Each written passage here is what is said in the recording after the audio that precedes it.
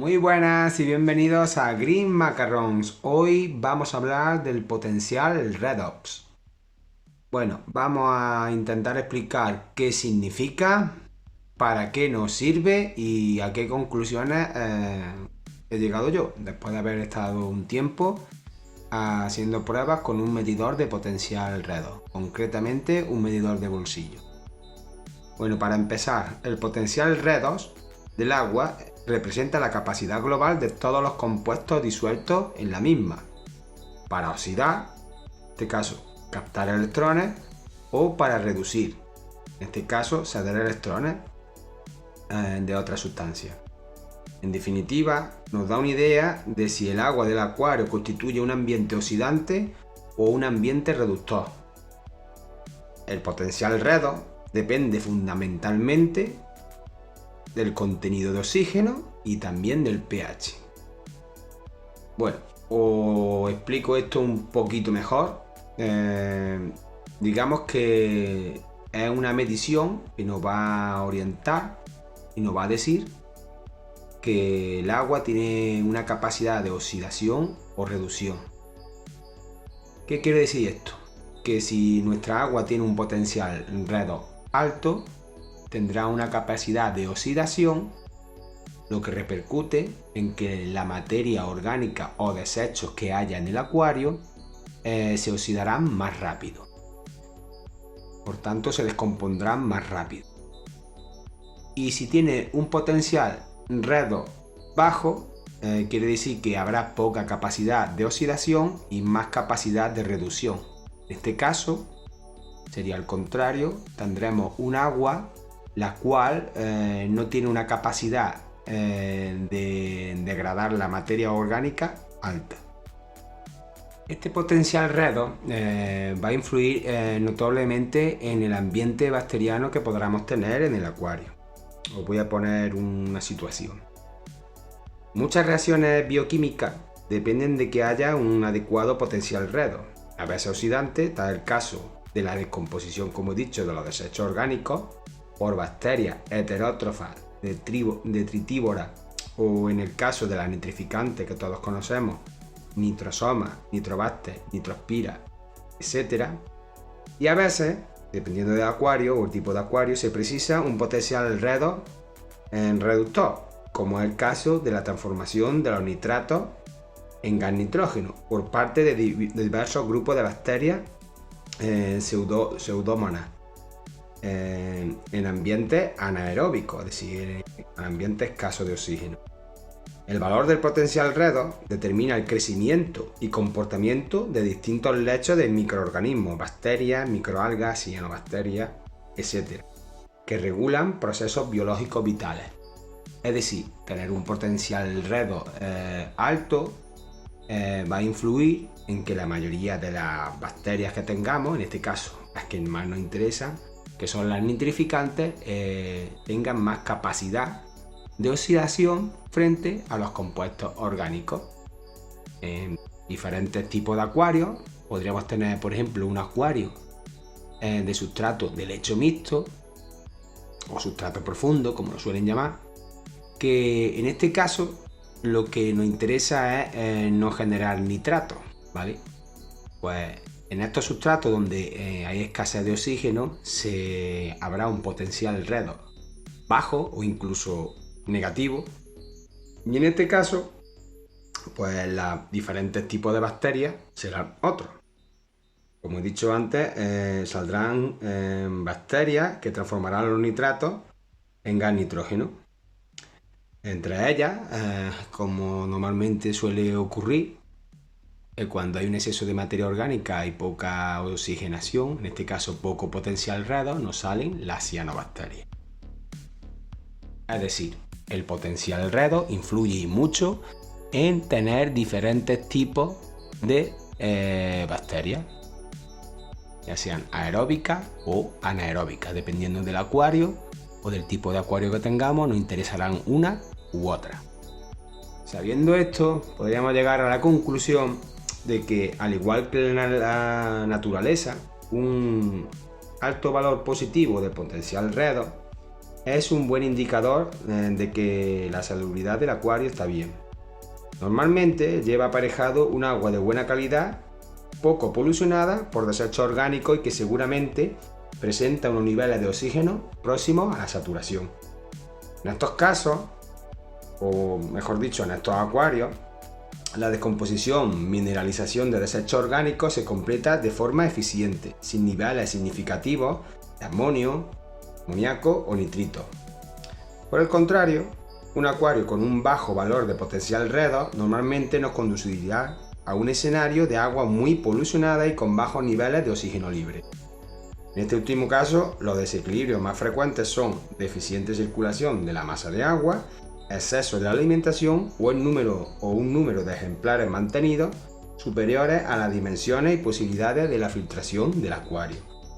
Estas situaciones deben ser corregidas con prontitud, antes de que los ejemplares comiencen a enfermar. Bueno, una vez sabido esto, ¿qué ocurre? ¿Es bueno tener un potencial redox alto? ¿Es malo tener un potencial de redox bajo?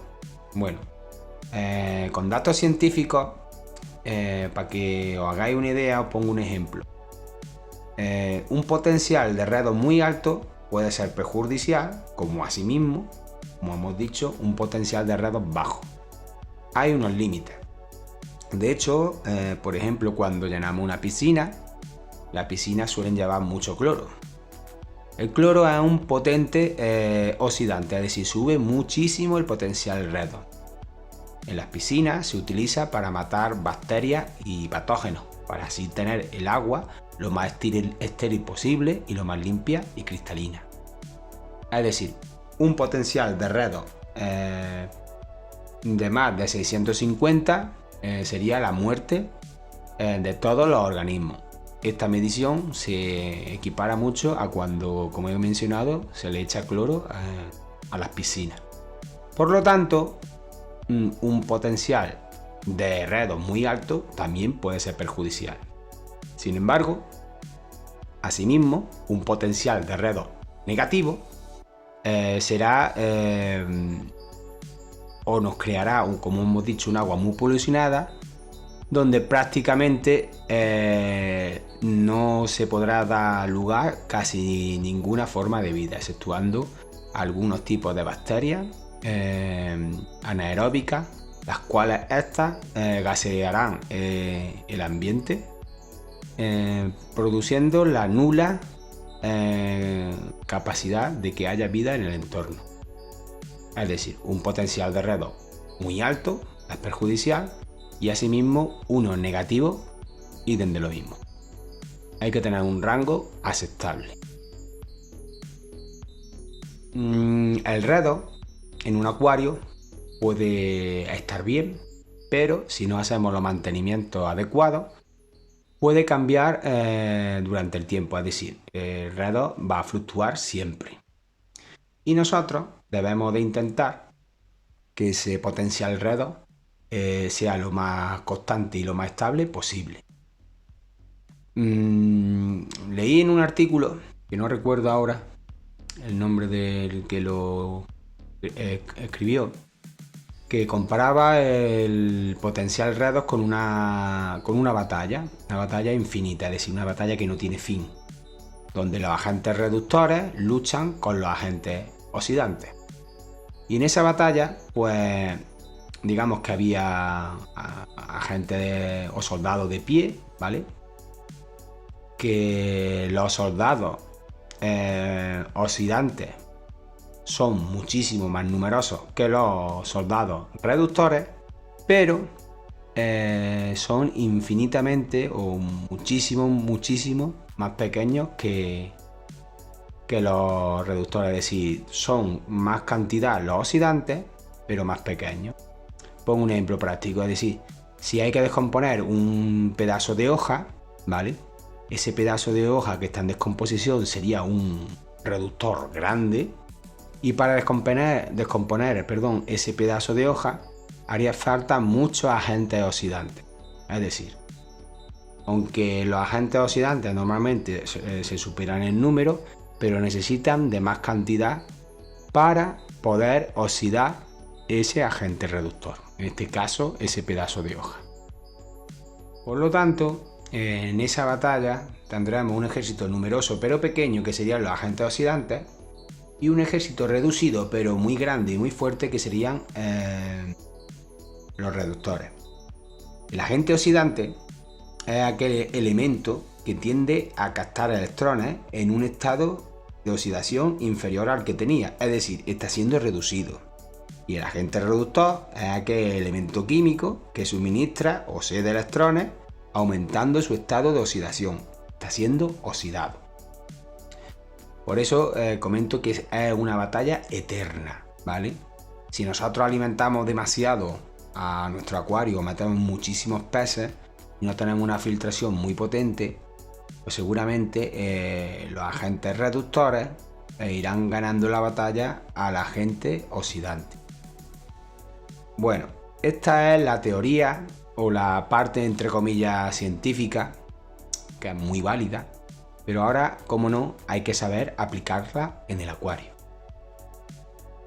Para que os hagáis una idea de cuáles son uno de los... Bueno, o cuáles son los agentes oxidantes que normalmente privan en un acuario de agua dulce, también de marino, porque esto del potencial redox no se utiliza en dulce, sin embargo en marino sí se suele controlar más. Pues podríamos citar algunos agentes oxidantes, como no, el más valorado y el que de forma natural podemos introducir sería el oxígeno. Otro agente oxidante sería el nitrato, yodo, flúor, bromo, hierro férrico. Por el otro lado, algunos de los agentes reductores que podemos encontrar en nuestro acuario serían el calcio, magnesio, zinc, hierro ferroso, vitamina C, es decir, el ácido ascórbico, litio, sodio, etc. Estos serían elementos o agentes oxidantes y reductores que normalmente se suelen encontrar en cualquier química del agua del acuario.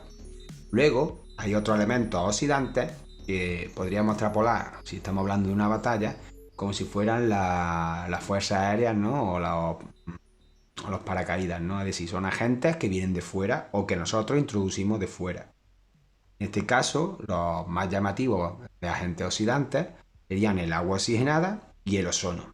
Y un elemento que creo que es el que se suele dar en los acuarios, que es un agente reductor y que solemos introducir, ¿vale? Nosotros externamente, pues serían los anticloros, que la mayoría de ellos contienen ácido ascórbico, que la famosa vitamina C. Ese es un potente reductor. Asimismo, hay otros reductores que se producen con la descomposición de la materia orgánica, que se llama el amoníaco, y luego hay otros minerales como el sulfato o el yoduro. Bueno, después de haber hecho unas mediciones con un test de potencial redox de bolsillo, que es este, no sé si se ve bien, bueno, este, ¿vale? Lo podéis encontrar por entre 30 a 50 euros máximo y encontráis un test que sea fiable. Compré este test junto con un sobre para calibrarlo. Bueno, pues después de haber hecho diferentes mediciones donde comprobé que el potencial redox bajaba cuando se le echaba acondicionador, luego volvía a subir evidentemente, pero se tiraba un tiempo que bajaba. Comprobé también que si alargaba los cambios de agua y alimentaba en exceso también bajaba. En fin, todo se relacionaba con lo citado y con lo que dice la ciencia. Bueno, después de haber hecho unas pruebas, pues comprobé que mi acuario tiene un potencial de redox alto, y viendo la evolución que sí suele seguir mi acuario, que la verdad que siempre tiene una evolución buena, no es un acuario donde tenga exceso, problemas excesivos de algas, ni siempre y cuando se hagan las cosas como se tienen que hacer. Determiné 3 niveles de potencial redox que, según creo yo, en agua dulce son los idóneos.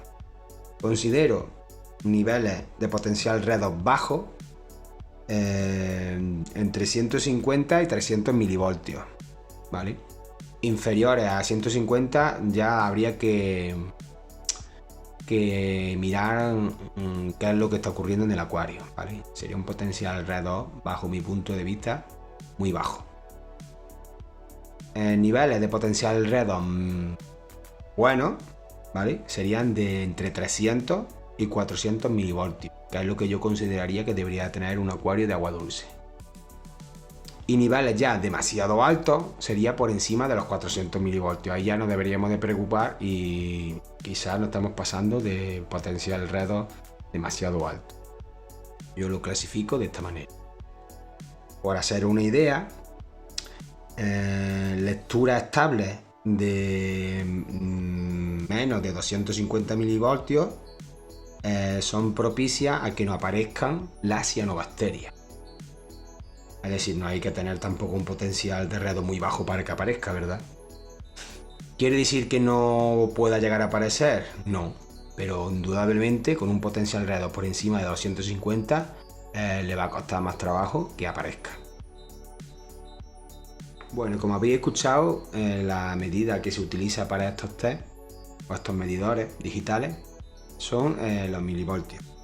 Es decir, el potencial alrededor se mide en las mismas unidades que el potencial eléctrico o la tensión eléctrica, es decir, en voltios, más concretamente para los valores que encontramos en acuarios de agua dulce o salada en milivoltios, es decir, es una unidad de potencial eléctrico.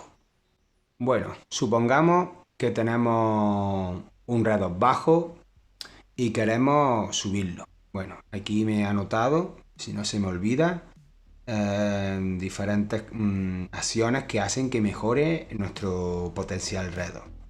Como no, la más conocida es el intercambio gaseoso, es decir, que haya un movimiento bueno de superficie. Eso hará que el oxígeno se intercambie en el acuario y expulse el dióxido de carbono. Es decir, mejorar mejorar el movimiento superficial hace que nos suba el alrededor.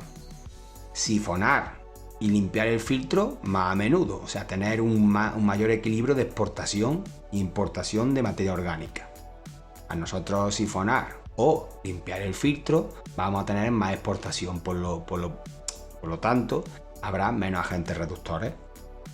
Ventilar mejor la habitación, es decir, si el acuario está en una habitación cerrada, evidentemente va a tener menos oxígeno que si está en una habitación ventilada. Parece una tontería, pero a la hora de mover la superficie nos importará una mayor cantidad de oxígeno. Alimentar menos, como he dicho antes, introducir menos peces, sobre todo de golpe. Y bueno, una cosa que se usa en marino, que la verdad que no lo solemos usar mucho en dulce, es poner carbón activo. El carbón activo también nos hace subir el potencial alrededor. Esta sería una acción externa, ¿vale? No natural, pero bueno, ante un problema siempre viene bien utilizar el carbón activo para subir el potencial alrededor.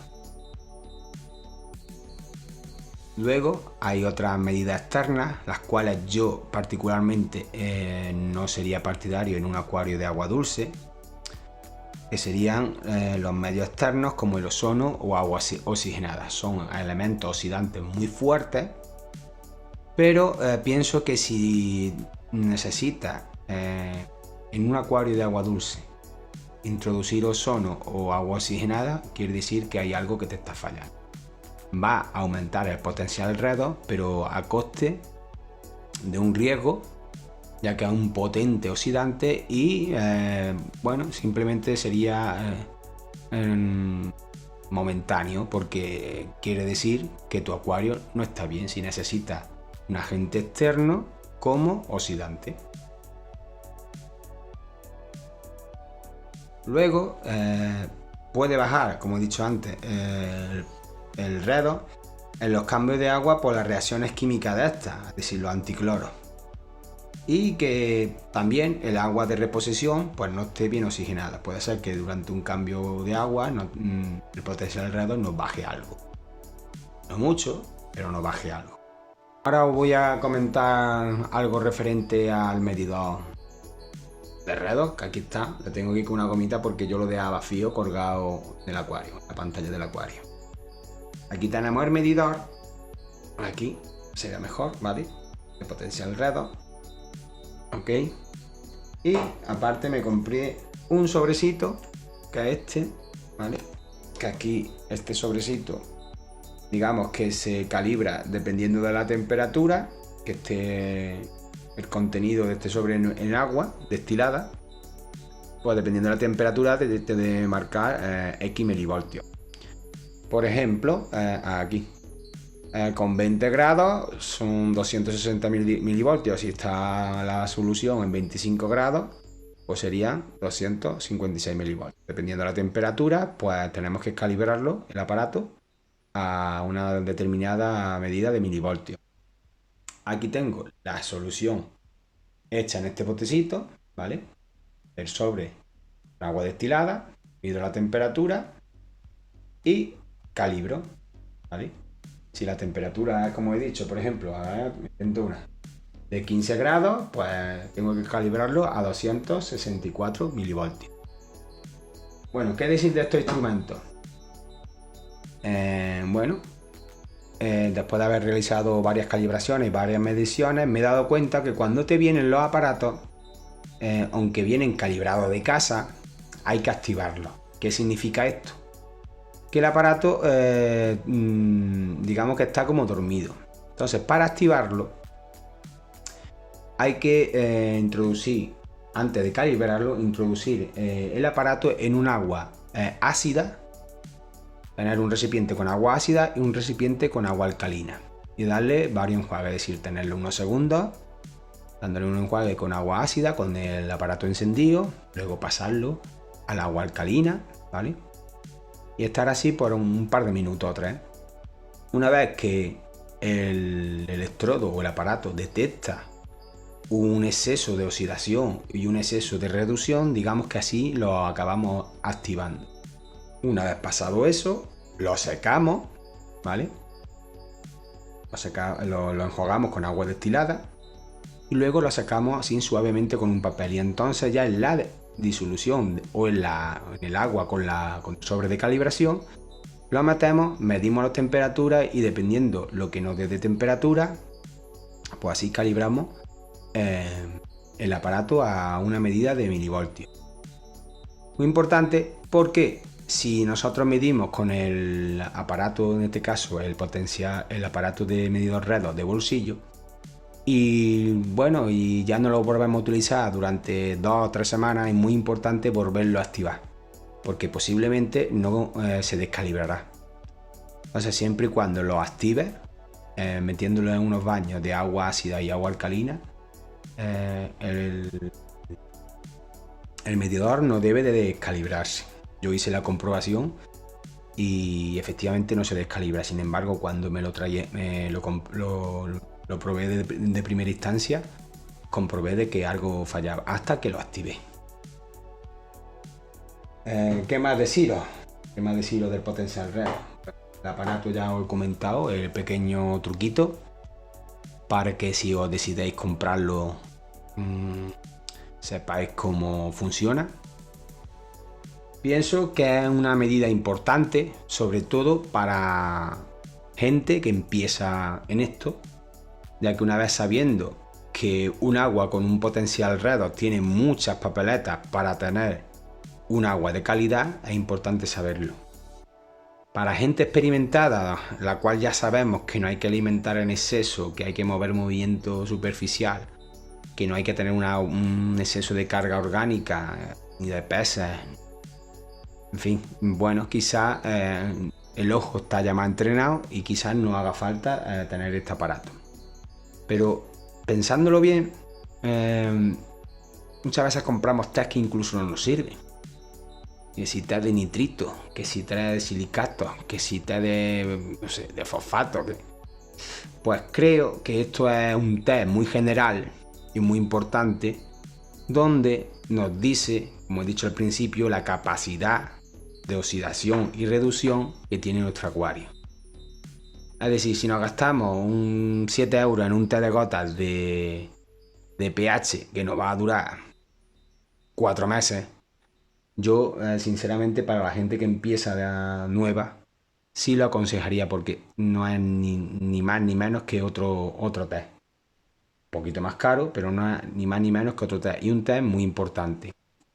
Hay también medidores de potencial redox fijos con sondas, que esos son ya más caros y quizás eso ya sería ya para gente más experimentada o para incluso acuarios marinos donde quieren controlar, eh, digamos, un acuario con pocos cambios de agua para ver si el potencial redox le baja, en fin. Yo ahora mismo lo estuve probando un par de semanas, comprobé que el potencial redox se mantenía muy cerca de los 400 milivoltios, había muy poca variación, 20-25 milivoltios entre el día y la noche. Y bueno, aquí lo tengo, si alguna vez detecto algo raro, pues siempre tengo la opción de usarlo y comprobar si mi potencial de redox ha bajado o no. Bueno, espero que os sirva de ayuda. En definitiva, veo que es un aparato útil, ¿vale? No necesario, pero sí útil, sobre todo para la gente que empieza. Y bueno, aquí tenéis todos los datos que he conseguido durante estas 3 o 4 semanas que lo he estado usando. Espero que os guste, que os sirva, que os ayude y como siempre, dale a like, comparte y nos vemos en un próximo vídeo. Bye bye.